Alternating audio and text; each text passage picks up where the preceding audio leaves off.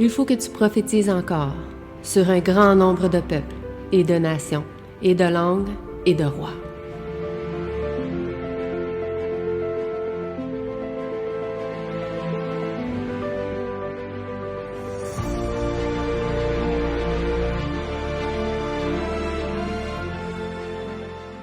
Alors, bonjour à tous et à chacun. En ce sabbat matin, en cet événement spécial que nous avons aujourd'hui. Donc, aujourd'hui, nous allons continuer notre école de sabbat qui portait le titre « La vie pieuse » au chapitre 4 de la première épître de Pierre. Non, il faut le fil pour le charge ici.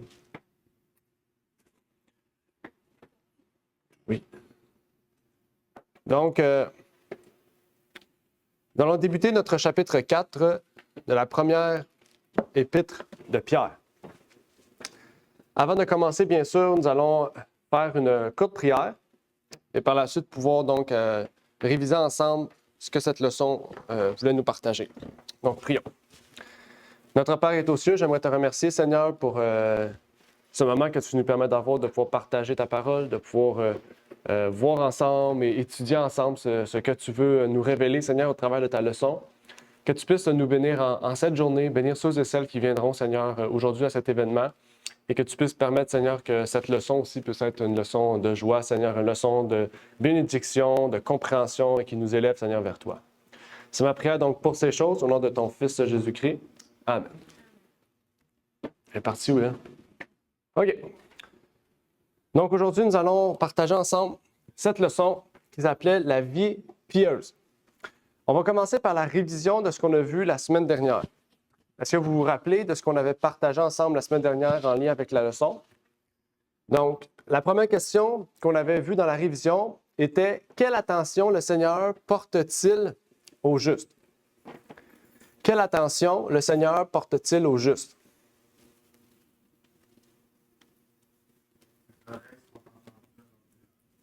Oui. OK.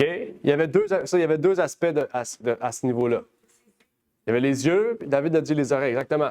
Il y avait les oreilles à l'écoute de nos prières et les yeux de Dieu qui nous regarde.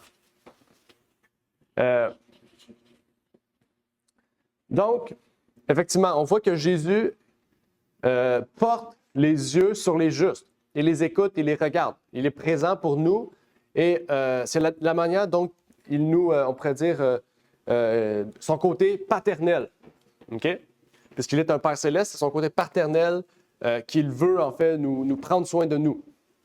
La deuxième chose, c'était, le point B, c'était comment devrions-nous considérer le mal qui peut nous atteindre? Ne soyez pas troublés. OK? Exactement. Un peu plus loin même, il dit ne soyez pas troublés, puis il dit ayez la joie. Voyez toutes ces choses comme une joie. OK? Parce que si les hommes vous persécutent, c'est que Jésus vous a agréé. OK? C'est que vous êtes déclarés justes et vous faites le bien, vous recherchez la justice à l'égard de Dieu. Et pour terminer la leçon, on avait vu quelque chose d'intéressant, parce qu'au début, Pierre nous partageait cet aspect-là de comment Dieu nous regarde, comment Dieu est envers nous et comment nous devons voir les choses de la vie, les difficultés de la vie, les épreuves. Et il nous citait un exemple par la suite qui a vécu les mêmes choses ou qui plutôt va vivre les mêmes choses, ou on pourrait dire a vécu les mêmes choses que nous allons vivre ou que nous vivons présentement. Qui était cette personne? À la fin du chapitre 3 de Pierre. Non. C'est l'exemple qu'on a pris presque tout au long du chapitre, là, du livre. Noé?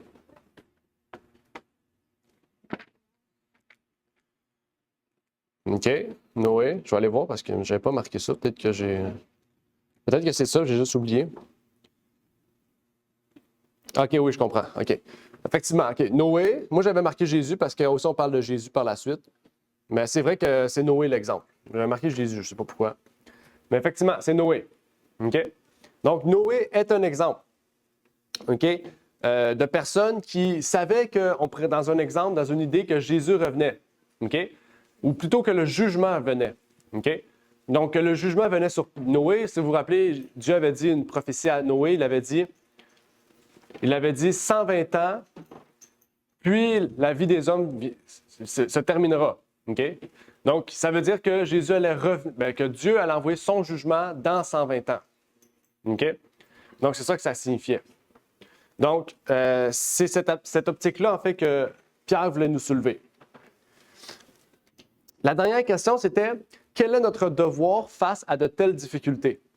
Malgré les difficultés que nous avons ces difficultés-là, vu qu'on veut suivre la volonté de Dieu, qu'est-ce que Dieu nous demande de continuer à faire malgré ces difficultés-là ou dans ces difficultés-là?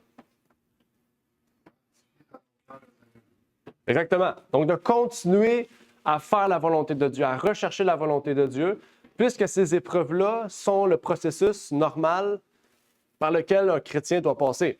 Et c'est même un moyen de pouvoir continuer à nous sanctifier davantage. On pourrait dire plus rapidement et plus facilement. Donc, on va entrer avec la leçon du jour. La leçon du jour portait le premier sous-titre, c'était « Souffrir avec le Christ ». Souffrir avec le Christ.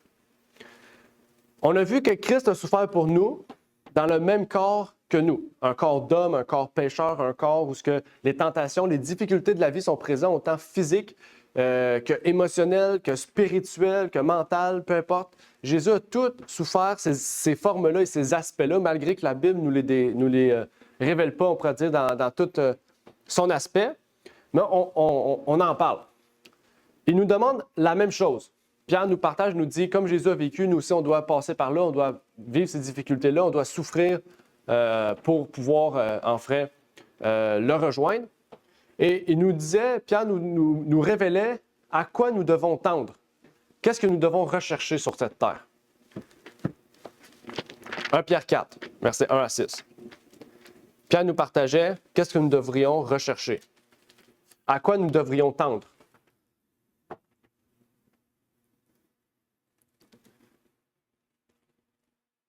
À quoi devons-nous tendre? C'est-à-dire rechercher ou nous devons aller vers. C'est ça le point. Vers quoi devons-nous aller? Ou tendre?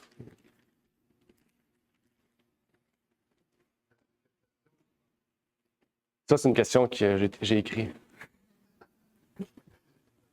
On est rentré là, on est rentré dans le vif du sujet. Dans le chapitre 4, 1 à 6. OK? Donc, le verset 1, on a vu. Verset 2, on parlait de faire la volonté de Dieu, que Jésus a vécu dans la chair. OK? Et on peut voir l'exemple de Jésus, que Jésus, dans les difficultés, dans la souffrance qu'il a eue sur terre, comment il était? Qu'est-ce qu'il voulait demeurer ou qu'est-ce qu'il voulait continuer à rechercher dans ces difficultés? Vers quoi il tendait? C'était quoi le but? On peut prendre l'exemple avec Paul. Paul, il dit, je cours vers la course, à la ligne d'arrivée, mais je ne peux jamais dire que j'y arrive. De quoi qu'il parle? Quand il parle de la course, il parle de la ligne d'arrivée, de quoi qu'il parle? Qui dit que chaque jour, il doit renouveler son combat, renouveler ses forces. C'est ça à quoi Dieu nous appelle. On a vu ça dans la première partie du chapitre de Pierre. Hein? Ça en fait partie.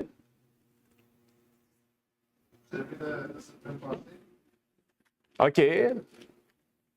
OK, on va aller dans ce sens-là. On va aller, comme David a dit. Si on va dans la même pensée que Jésus, c'est-à-dire qu'on devrait marcher avec Jésus. Donc, si on veut marcher chaque jour avec Jésus, vers quoi qu'on tend? Hein? OK. C'est quoi le fait de garder la foi constamment? On sait la foi, c'est le premier aspect, c'est la justification.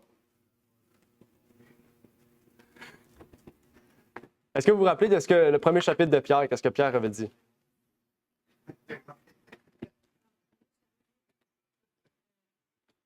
Pierre avait parlé le premier chapitre de Pierre, on avait vu quelque chose d'intéressant. OK? Pierre avait dit quelque chose que l'Ancien Testament avait dit, puis que Jésus avait dit aussi.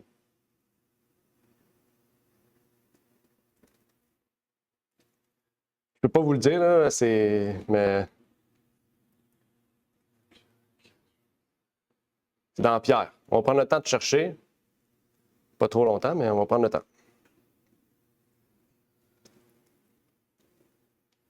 Il dit 1 Pierre 1, versets 15 et 16. Est-ce que quelqu'un voudrait lire? Oui, versets 15 et 16. Mais comme celui qui vous a appelé, vous-même saint, dans toute votre conduite, parce qu'il est écrit, soyez saints quand je suis saint. Exactement. Donc, quand on recherche la sainteté, la sanctification, le processus final de la sanctification, c'est la perfection. OK? Puis Paul dit que chaque jour, il doit renouveler la course. C'est-à-dire que chaque jour, il doit renouveler le combat qui le mène à la perfection. Parce qu'on ne peut jamais dire qu'on est parfait. Personne ne peut dire qu'on est parfait. Parce que aussitôt qu'on se couche, puis on se relève le matin, le combat recommence. Satan ne va pas se dire « Ah, on est parfait. OK, ben j'arrête. » Non, justement. Il va t'attaquer encore plus. Parce que tu veux arriver à la ligne d'arrivée à la fin de toutes tes journées. Ça veut dire renouveler ce combat chaque jour. Parce que nous, notre tête, c'est ça, la sanctification, c'est qu'on sait que Dieu nous a promis qu'on peut être saint. Il nous a promis qu'on peut être saint, puis parce qu'il nous a promis qu'on peut être saint, chaque jour, on veut combattre pour arriver à ce statut-là. OK? Donc, ça veut dire qu'il y a des journées, ça se peut qu'on dit on n'a pas péché. Est-ce que c'est moi qui va le dire? Non, parce que c'est Jésus qui est en nous, qui nous produit les mêmes sentiments que lui. Mais chaque jour, Satan va tout faire pour que ces sentiments de Christ qu'on a en nous, on puisse nous en détourner. OK? Et c'est vers ça que Pierre continue. Hein? Pierre a dit « Ne faites pas comme les gentils font ». Il continue, Pierre. On a vu ça dans le verset 1 à 6. Il parle de ça. Et Paul aussi parlait de ça. Les deux parlent de ça, les trois en fait. Jésus, Paul et Pierre. OK? Parce qu'ils ont tous le même message. Il ne peut pas avoir un message différent. Et Paul disait ici, « Au reste, frères, réjouissez-vous, tendez à la perfection, consolez-vous, ayez un même sentiment. » Tantôt, David a dit, « Ayez les mêmes pensées que Jésus, ayez les mêmes sentiments que Jésus. Recherchez la paix, recherchez l'unité. Vivez en paix, et le Dieu de charité, ou le Dieu agapé, et de paix sera avec vous. » Donc, en tant que chrétien, si on a la foi et qu'on s'arrête sur cette foi-là, qu'on ne va pas chercher, parce que la foi, c'est ça, c'est le fait qu'on étudie, plus qu'on étudie la parole, parce qu'on a confiance en la parole, plus qu'on va développer notre relation avec Dieu, c'est-à-dire la sanctifier, la sanctification. Si on n'y croit pas à ça, ben en fait, le Dieu de charité et de paix ne peut pas être avec nous, puisque Paul dit, tendez à la perfection, consolez-vous, ayez un même sentiment. Il parle de 4 choses. Perfection, consolation, sentiment, paix. Donc, si on recherche ces 4 choses-là, le Dieu de paix est avec nous. OK? Donc, ça, c'est très important. J'avais besoin de... Luni, as-tu le numéro à Sam? As-tu le numéro à Sam? Appelle-le. Il faut le réveiller. Il faut qu'il vienne. Il m'a dit, appelle-moi à 9h10. OK. On continue.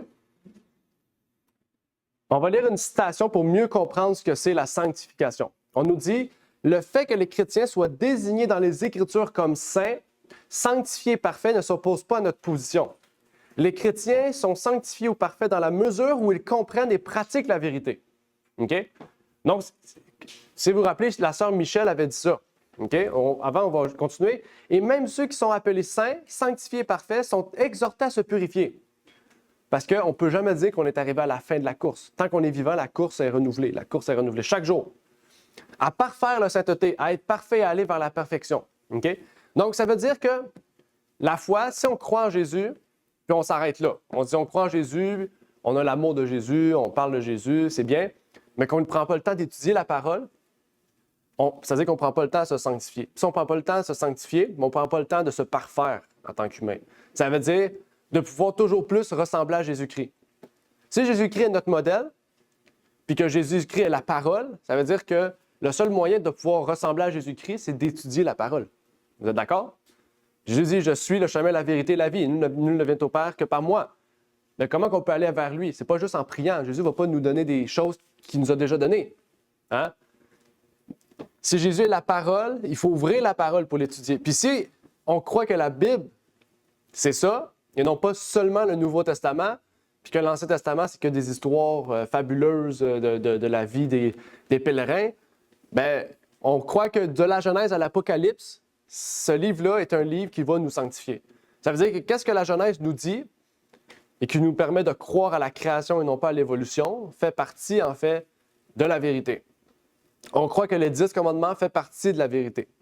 On croit que le livre de Psaumes, le livre de Proverbes, que le livre d'Ecclésiaste, que le livre d'Ésaïe, peu importe tous les livres qu'il y a, c'est tous des livres qui sont des leçons pour notre vie. Ça veut dire des leçons auxquelles on doit se dire, je ne dois pas faire ça, je dois faire ça. Qu'est-ce que ça veut dire? Aller nous pousser à aller étudier. OK? Parce que sinon, il y a plein de choses que le Nouveau Testament va dire qui sont appuyées par l'Ancien, qui viennent détruire. Oui? Sinon, on a que Dieu l'a dit à Israël. Oui, exactement. Osée l'a dit, il a dit vous périssez manque de connaissances, ou faute de connaissances selon la version.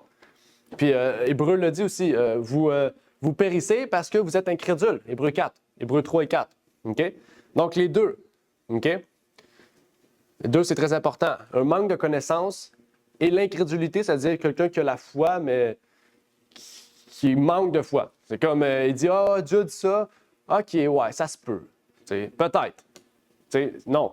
Si Dieu le dit, il faut se poser la question, pourquoi il me le dit? Pourquoi il me dit ça? Chercher à comprendre pourquoi, puis voir après qu'il le fait pour notre bien. OK? Si Dieu a dit, observez mes sabbats, ou observez le sabbat dans Hébreu 4, hein, il dit, il reste un sabbat pour le peuple de Dieu, on doit se dire, c'est quoi le sabbat?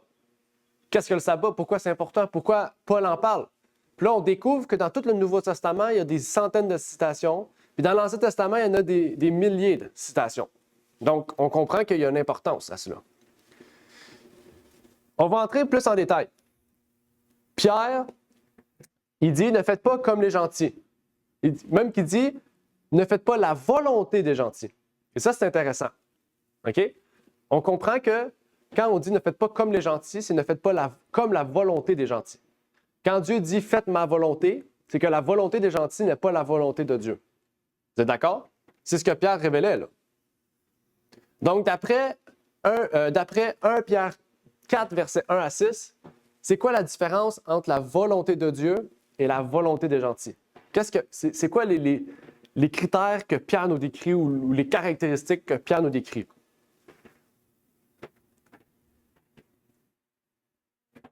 « 1 Pierre 4, versets 1 à 6. Il y a 1, 2, 3, 4, 5 choses que Pierre nous décrit qui fait partie de la volonté des gentils. Ou la volonté des païens, même chose. Hein. Gentils, païens, c'est tous ceux qui ne sont pas chrétiens. OK?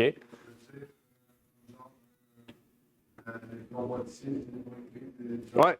Ouais, là, tu as tout dit, là, merci. Ordulé. Ouais. Convoitise. Ivrognerie. Orgie, ouais. Impudicité, orgie, ouais. Isolatrie. Accès du manger et du boire. Je ne sais pas si David t'avait ça.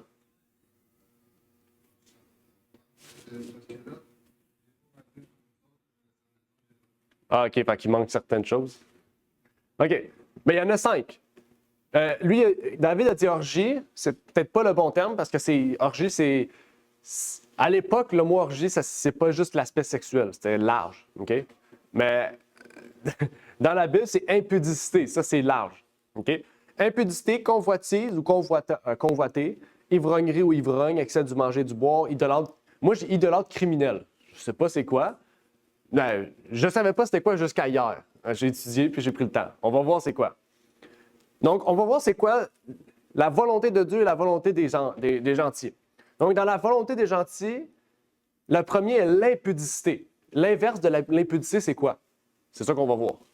C'est quoi l'inverse de l'impudicité? Ça, c'est facile. Pudique, exactement. La pudicité ou la pudique. OK? Puis là, on va se dire, OK, mais dans le Nouveau Testament, on nous décrit un peu ce que c'est être pudique. Pierre, on l'a vu, là, ça fait 4 leçons qu'on dit femmes, soyez pudiques, soyez ci, soyez ça, hommes aussi. Mais quand on retourne dans l'Ancien Testament, Lévitique parle de beaucoup de choses en lien avec la pudicité. Hein? Il dit que les hommes s'habillent comme des hommes, que les femmes s'habillent comme des femmes. Ça fait partie d'être pudique. OK? Oui, dans un sens, oui. Oui, parce qu'il y avait Sodome et Gomorrhe. Par la suite, par exemple, même Lévitique dit que les frères et sœurs ne se voient pas nus, que les sœurs et sœurs, les frères, père et mère, frères et oncles. En fait, que dans la famille, on ne se voit pas nus entre nous. OK? Puis on sait c'est quoi la nudité, hein? Dans la Bible, la nudité, c'est du genou jusqu'au cou. Du genou jusqu'au cou. OK? Donc, ça fait partie de plusieurs choses. Là. Je vous laisse à vous, là, les décolletés, les hommes qui arrivent avec les shorts courtes, ça, c'est très populaire au gym, ailleurs. Bon, vous pouvez réfléchir parce que là, c'est pas à moi de le dire, c'est à vous de savoir qu'est-ce que c'est. OK? Tout ça fait partie de l'impudicité. Dans le sens si vous ne respectez pas ces choses-là. OK? Donc, allez voir Lévitique en parle beaucoup. OK? Puis, dans les sociétés, des sociétés qui ont des pratiques plus extrêmes que d'autres, dans le sens que moi, je connais des familles que les enfants ont 8-9 ans et sont tout nus dans la maison devant les parents. T'sais. Puis mes voisins sont de même. Ils se promènent tout nus dans la maison. Là. On cognait puis ils étaient flambant nus pratiquement à la couche. C'était quelque chose. Mais c'est pour vous dire que ça en fait partie. OK? C'est pour ça qu'aujourd'hui, qu'on dit souvent, je ne sais pas si vous avez déjà entendu ça, on dit souvent que les filles, ils développent un amour envers leur père, là, un amour... Il y a un terme spécial pour ça, tu sais. Ouais, c'est ça. Tu sais, ça existe autant aujourd'hui, c'est parce que, justement, les personnes... Il y a un attachement déjà bizarre qui existe entre les jeunes filles et les parents, le père. Puis, bien, la façon qu'on s'expose aussi physiquement à eux, bien, ça en fait partie. Par la suite, il y a convoiter. C'est quoi l'inverse de convoiter? Ça, c'est un peu plus dur. Ben, à la fois, c'est facile. Vous savez c'est quoi. Peut-être que vous ne l'avez jamais remarqué. Quand on convoite quelque chose, c'est pourquoi? C'est un désir. Convoiter, c'est désir, c'est pratiquement le même terme. Convoiter, c'est un désir personnel qu'on a. L'inverse de désirer, c'est quoi? Ben, littéralement, oui, c'est ça. Ben, c'est un peu extrême. C'est comme dire que Dieu veut qu'on répugne toute chose. C'est un peu... C'est un peu ça, mais c'est pas... Parce que répugner, c'est comme... C'est presque ça me dégoûte, tu sais. C'est... Parce que convoiter, c'est un désir qu'on veut de quelque chose. Donc, ça peut être n'importe quoi, en fait. Mais l'inverse de désirer. Quand on désire, c'est qu'on veut. Quand on désire pas, c'est que... On est indifférent. Non. On offre, OK? On donne, on offre, on donne. Quand on donne, on fait quoi? On donne de l'amour. OK? Donc, l'inverse de convoiter, c'est l'amour. OK? Donc, quand on désire quelque chose pour nous, mais quand on donne, c'est qu'on ne désire plus, c'est qu'on laisse aux autres. OK? Donc, quand quelqu'un dit « je convoite », quand la Bible dit « ne convoitez pas la femme, votre serviteur de votre prochain », ça veut dire que tu désires le serviteur, tu désires tout ce que le prochain a, mais non, au lieu de désirer, tu vas le voir avec amour. Tu vas dire « ah, wow, lui, il a développé toutes ces choses-là ». Tu vas être joyeux, tu vas partager l'amour. OK? Au lieu de désirer pour toi, tu vas te donner. À l'ivrognerie, l'inverse de l'ivrognerie. Bon, vous savez c'est quoi un ivrogne? OK? C'est quoi l'inverse de l'ivrognerie? Sobriété, exactement. Ça aussi, c'était facile. L'excès du manger et du boire. Ça m'a surpris quand Pierre en parle parce que c'est quelque chose qui se passe aujourd'hui. Jésus en parlait, il disait que l'époque de Noé va arriver dans notre temps. C'est quoi l'inverse de l'excès du boire et du manger?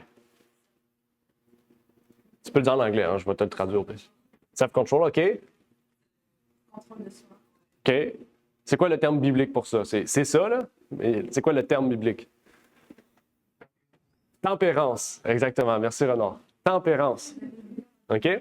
Donc, excès du manger et du boire, intempérance versus tempérance. OK? Self-control, contrôle de soi, ça en fait partie. OK? La tempérance, c'est le contrôle de soi dans tous les aspects de notre vie. OK? Idolâtre criminel. Là, moi, quand j'ai vu idolâtre criminel, j'étais comme, c'est du monde qui tue du monde avec des statues. Tu sais. Je pensais que c'était ça au début. Je me suis dit, ils prennent une statue de Bouddha puis ils tuent du monde avec. Idolâtre criminel. Après ça, en étudiant et tout, j'ai vu que non, c'est pas ça. Déjà, un idolâtre, c'est quoi? Ouais, quelqu'un qui a un faux Dieu, une fausse représentation.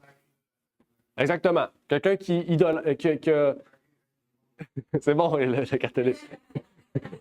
Quelqu'un qui adore un autre Dieu que le vrai Dieu. Ça peut être polythéiste ou monothéiste. OK? Mais une fausse idée de Dieu peut tomber dans l'idolâtrie. OK? Donc, c'est quoi l'inverse de l'idolâtrie? L'idolâtrie criminelle, OK? Ben, pour ceux qui savent, l'idolâtrie a toujours eu des rituels spéciaux. Hein? Vous devriez le savoir. Il y en a qui tuent des enfants, il y en a qui tuent des agneaux, ils tuent des hommes, ils se flagellent, ils se frappent. Tout ça, la criminelle, c'est pas le fait juste de tuer quelqu'un.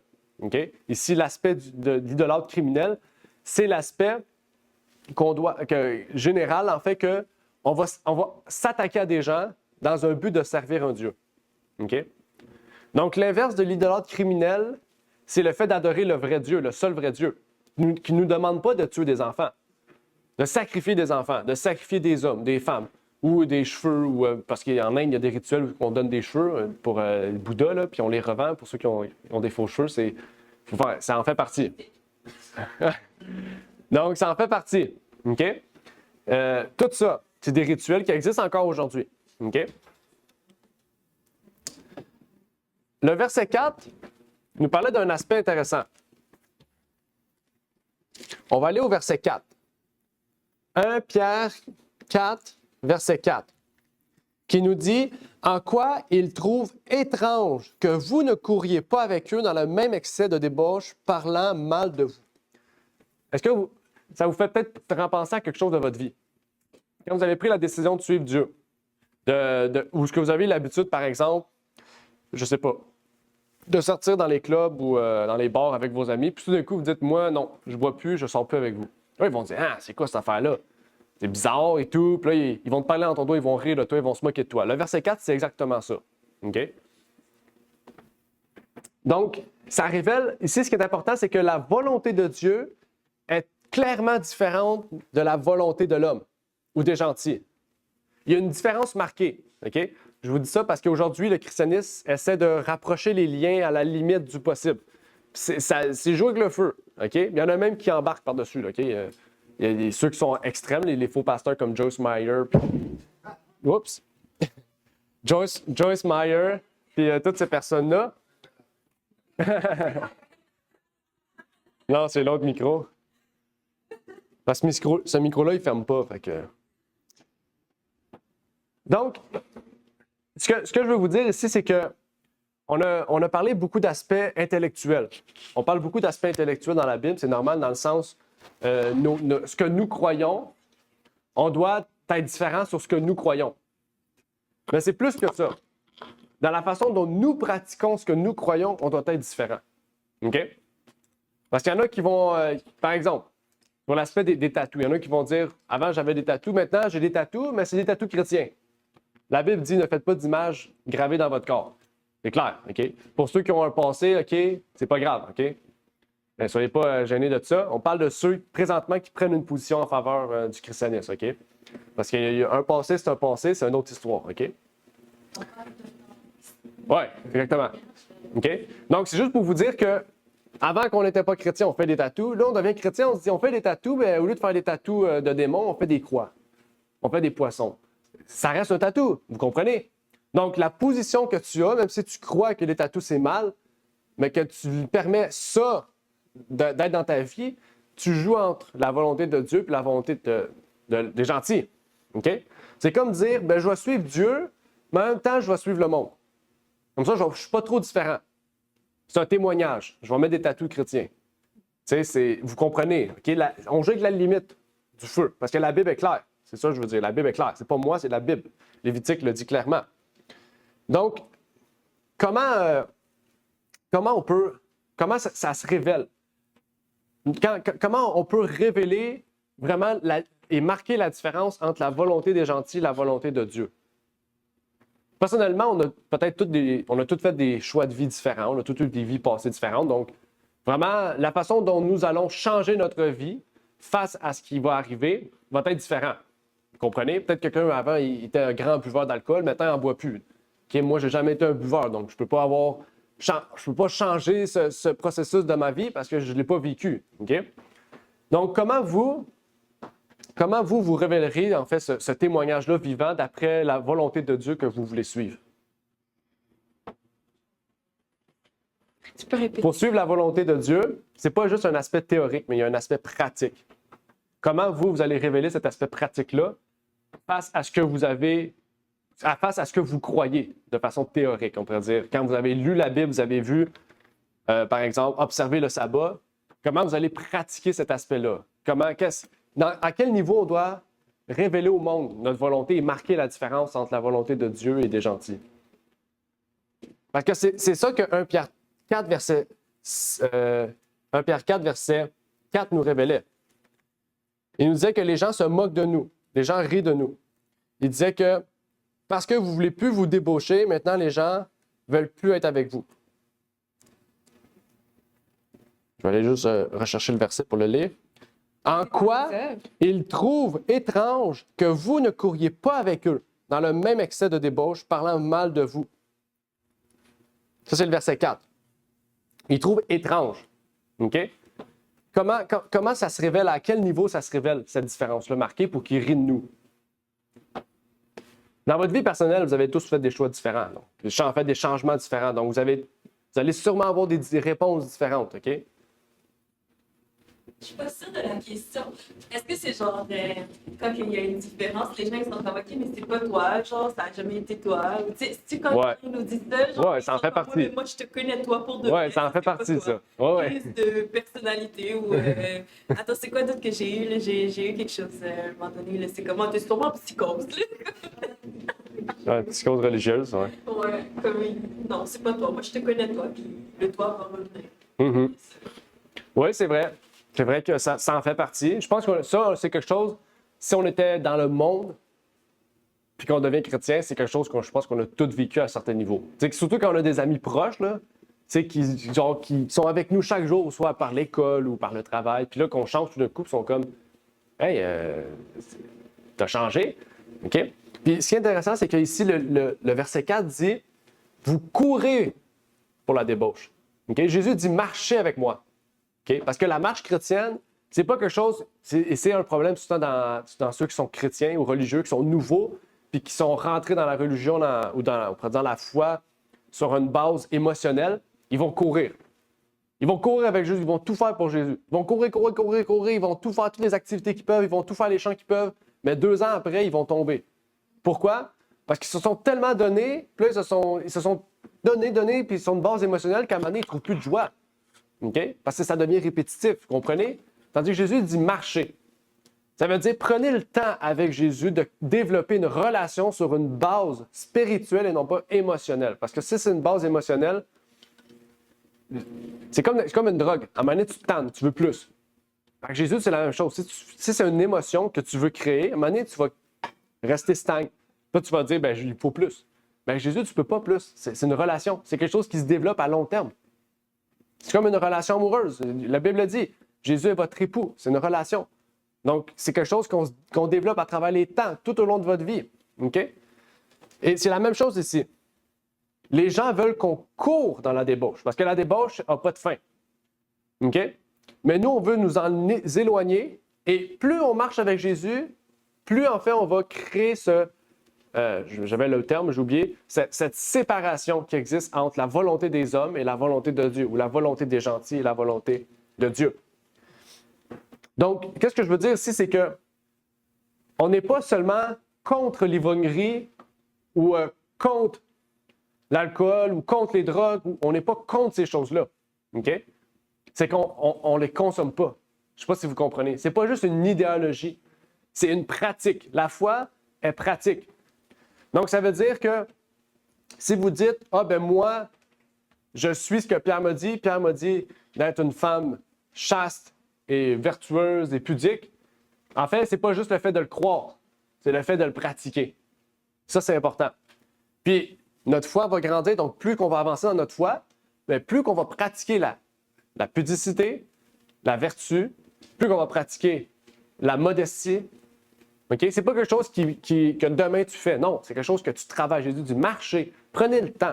Prenez le temps de comprendre, prier, prenez le temps de chercher, d'étudier, de dire OK, ça je comprends, c'est biblique, je le pratique. Okay? Et il y en a qui ont plus de temps, donc ils vont aller un peu plus vite. Il y en a qui ont moins de temps, ils vont aller peut-être un peu plus lent, ou peut-être qu'ils comprennent mieux, donc ça va aller plus vite. Mais on doit prendre le temps. Parce que Dieu, il veut ce qu'il dit dans Matthieu. Il dit que votre lumière luise ainsi devant les hommes afin qu'ils voient vos bonnes œuvres et qu'ils glorifient votre Père qui est dans les cieux. Les gens, ce qu'ils veulent voir, c'est pas ce que tu dis, dans le sens que tu crois. Oui, quand je veux dire ce que tu dis, c'est ce que tu crois. Je me suis trompé. Les gens, ce qu'ils veulent voir, c'est pas ce que tu crois, c'est ce que tu dis, ce que tu fais et ce que tu représentes. OK? C'est la première chose. OK? Une lumière, là, avant de chercher la source de lumière, tu vas être frappé par la lumière. OK? Quand il y a une lampe qui arrive devant toi, des grosses lampes, ils sortent des grosses lampes genre à 100 000 watts, là, c'est des grosses lumières de fou. Tu te mets devant, tu viens aveugle. OK? Ces lumières-là, tu vas être frappé par la lumière plutôt bien avant d'essayer de comprendre c'est qui porte la lumière. C'est la même chose. Notre foi, quand les gens vont voir la façon dont on agit, c'est notre face, c'est-à-dire le sourire qu'on a, la joie qu'on a, les yeux qu'on a, c'est-à-dire les yeux de paix, les yeux de joie qu'on a, la façon qu'on parle, qu'est-ce qu'on dit, la façon qu'on agit, la façon qu'on est aussi vêtu. Tout ça va être la lumière, la première perception des gens. Donc, si ça est un bon témoignage, qu'est-ce qu'en sera la suite? OK? Souvent, on dit l'habit ne fait pas le moine, mais dans la Bible, l'habit fait le chrétien. Ça veut dire la première aperçue. C'est pour ça, souvent, Jésus dit regardez-vous dans un miroir. Regardez-vous dans un miroir, étudiez-vous. Est-ce que je représente le Christ? OK?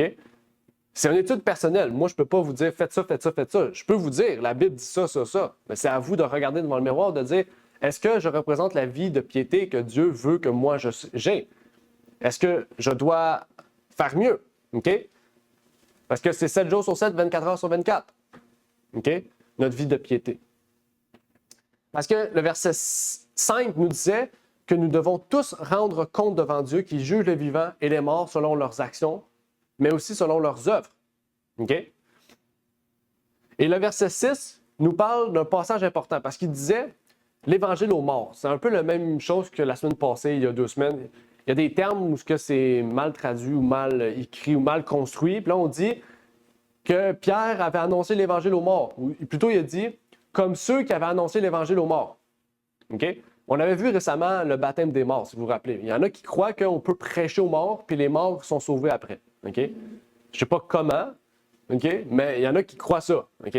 Tu prêches à un mort, puis le mort devient sauvé après. OK? Les Mormons, je pense qu'ils croient à ça.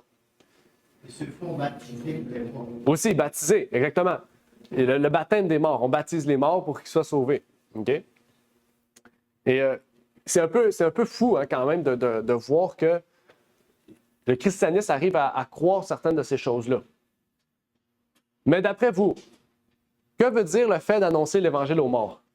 Qu'est-ce que ça veut dire d'après vous? Peut-être que David, dans sa version, ça va être écrit différemment et la réponse va être flagrante. D'après vous, qu'est-ce que ça veut dire? Annoncer l'Évangile aux morts. Peut-être qu'il y a une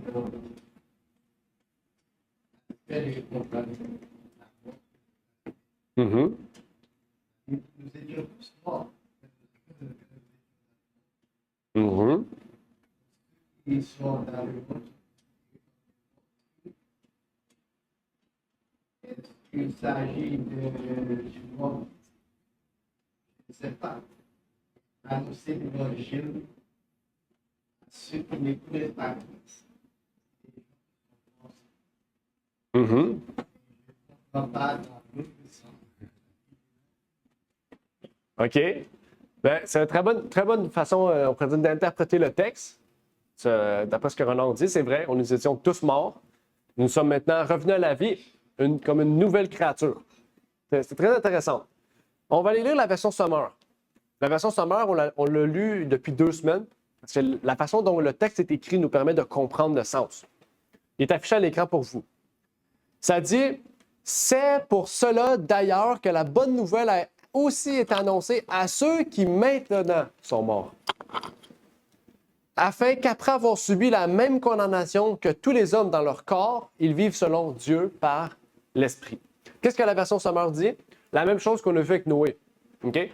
L'Évangile a été écrit, a été prêché à ceux qui sont morts en parlant à l'époque de Noé. Ça, c'est la semaine dernière. Et cette semaine, on voit la même chose. L'Évangile a été annoncé à ceux qui sont maintenant morts, OK? De quitter la volonté des gentils pour venir à la volonté de Dieu. Donc, on peut voir ce que Renard a dit, on peut le voir même dans cet aspect-là, OK? De ceux qui étaient morts éternellement, qui ont maintenant la vie éternelle, parce que c'est le verset 5 qui nous parle de ça. Mais il y a aussi l'aspect de ceux qui étaient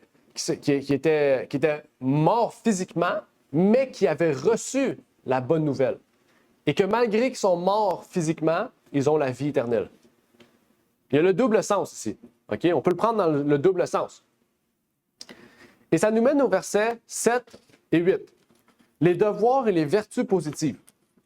Le verset 7 et 8 sont des versets quand même assez intéressants dans notre recherche de la sainteté. Pierre nous disait de rester sobre et vigilant. OK? La manière dont nous devons rester sobre et vigilants, c'est dans la prière. OK? On va voir ce que Pierre nous disait. 1 Pierre 4, versets 7 et 8 nous dit « Au reste, la fin que toute chose approche.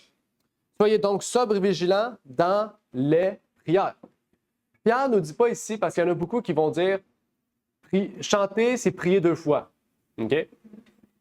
Puis, je le répète souvent, dans la Bible, il n'y a aucun endroit où on dit que le chant est une prière.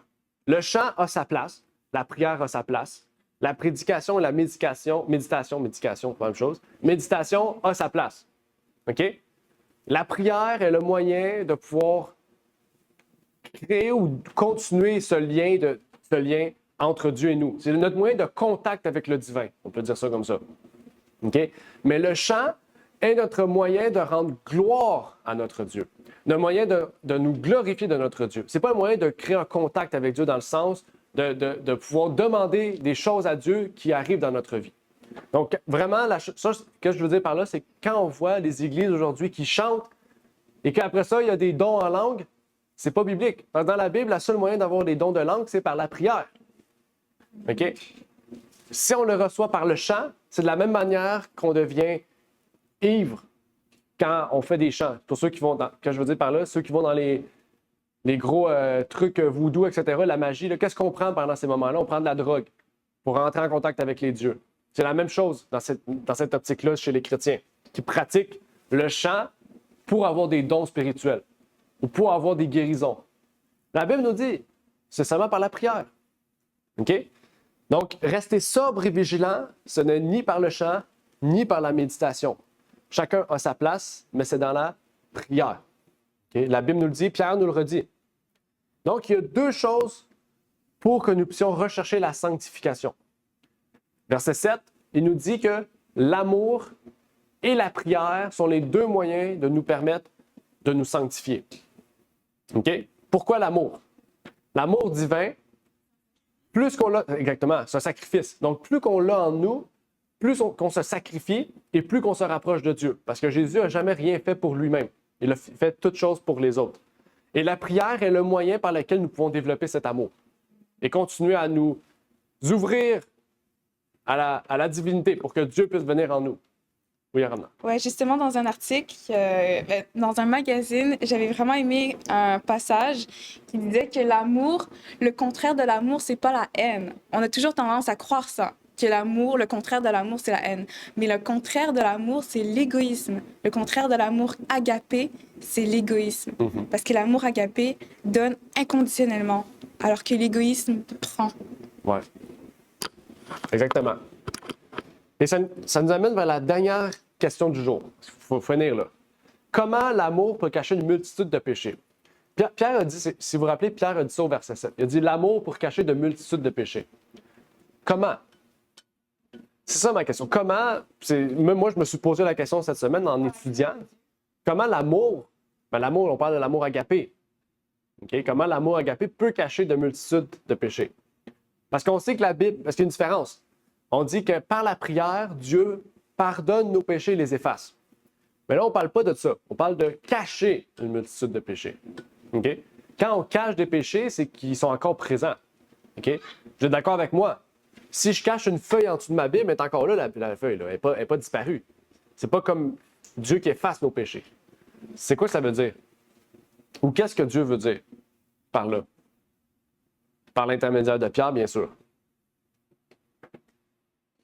C'est une question vraiment intéressante et importante. OK? Vous allez voir pourquoi.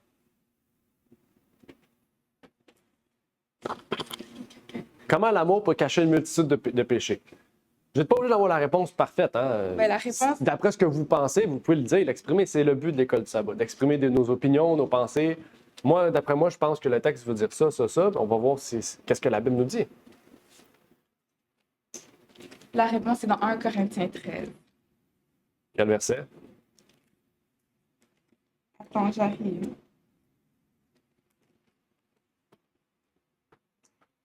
Donc,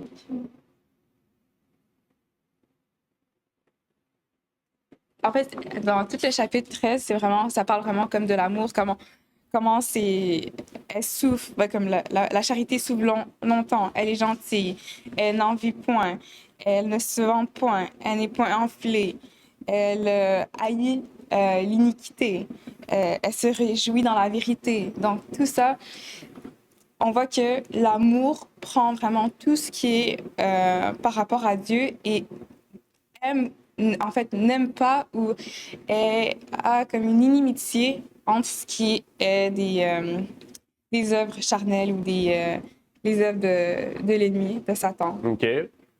David? OK. OK. Vous avez défini ce que l'amour est.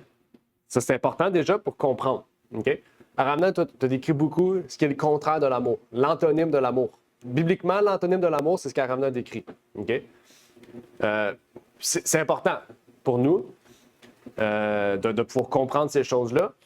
Mais ici, ce qui est plus important, c'est qu'on parle de cacher une multitude de péchés. Donc, qu'est-ce qu'Aramna a dit? Qu'est-ce que David dit? C'est le moyen par lequel nous pouvons cacher une multitude de péchés. Ça veut dire, quand on dit cacher, c'est éviter des péchés. OK?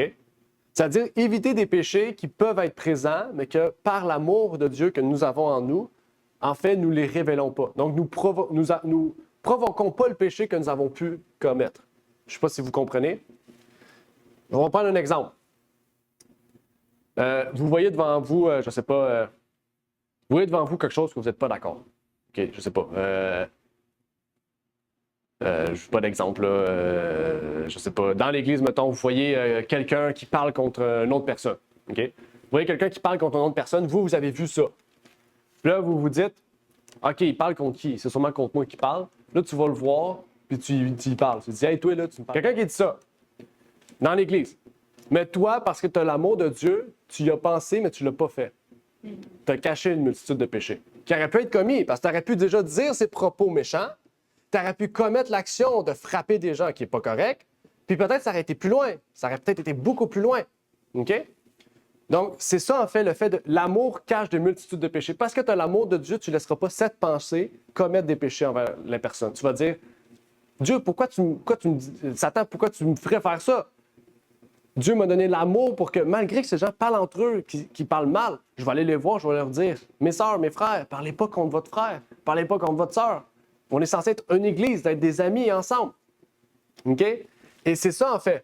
Ça, j'ai pris un exemple. OK? Il y a plein d'exemples comme ça dans la vie. Des fois, on voit des choses, on entend des choses, on voit des actions, des choses peut-être, dans plein de choses, hein, des personnes qui se disent chrétiens, qui agissent de façon ou qui font des choses ou comment ils sont. Puis là, on se dit, Satan va mettre des pensées, des choses dans ta tête, tu dis, des mauvaises façons de le faire, de le penser. OK? Je ne sais pas si vous comprenez, mais ces choses-là peuvent mener, oui, j'arrive à la fin, ces choses peuvent mener à de la discorde, à des divisions, mais à des péchés aussi, puis à des colères ou entre frères et sœurs.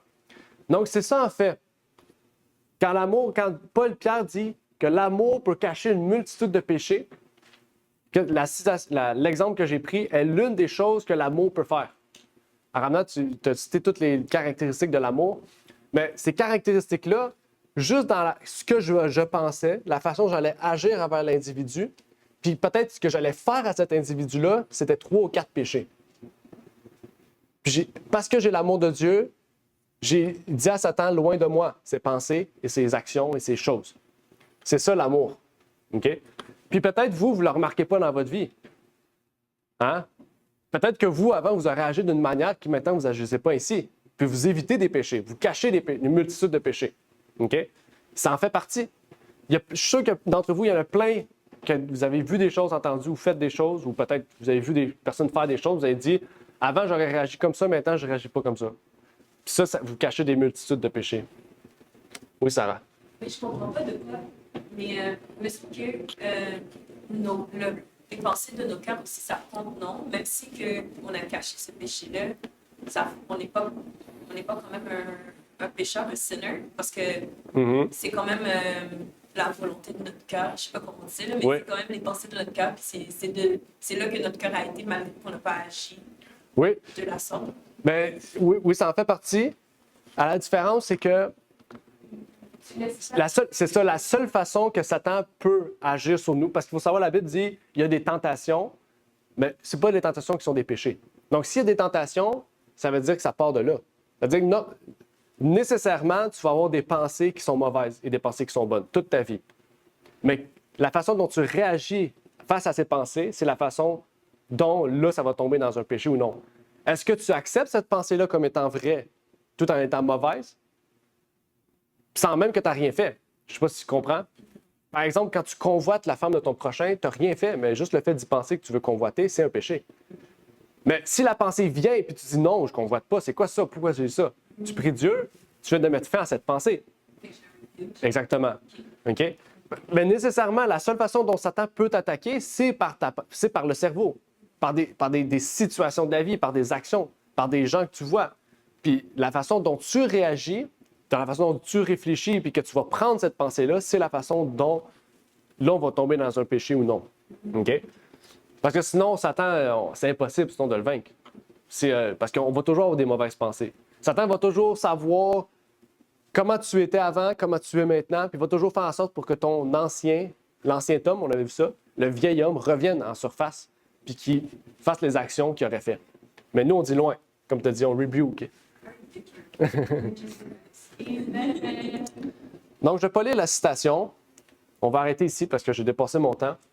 On va lire l'appel du jour. Dieu dit, Dieu nous invite à vivre dans la piété, car elle est le moyen principal de rendre témoignage et de pouvoir vaincre la chair par la foi.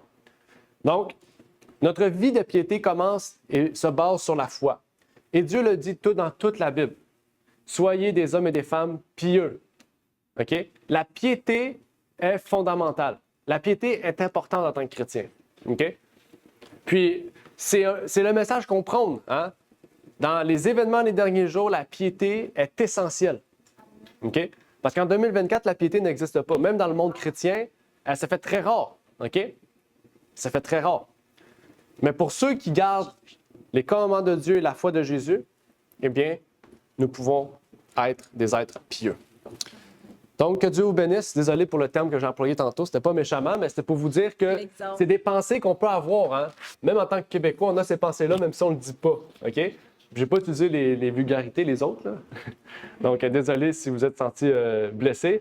C'était pas dans le but qu'on fasse ça, mais c'était pour vous dire que même des fois, j'ai des pensées de même qu'on peut avoir d'une situation puis on se dit « Hey, je devrais faire ça. » Tiens, ben, je le dis pas, mais on le pense. Puis là, on se dit « Ah, c'est quoi ça? Ah, va-t'en, loin de moi Satan. Okay? C'est pas à moi, ça. » Donc,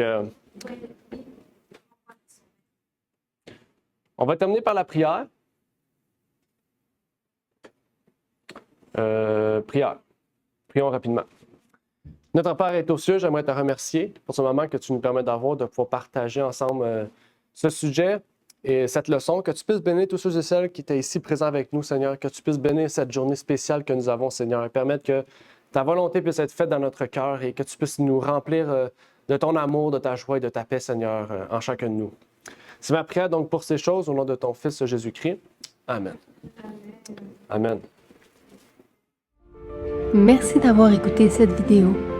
Si vous désirez rejoindre l'œuvre au Québec, veuillez nous contacter par email à asjh1889 de Terrebonne @gmail.com